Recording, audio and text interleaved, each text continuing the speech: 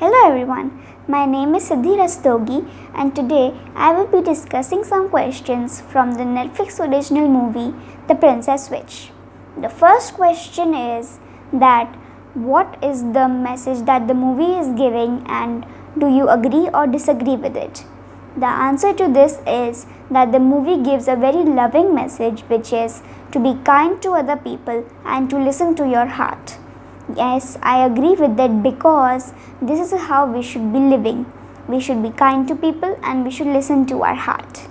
The second question is that what is the best part of the movie and why?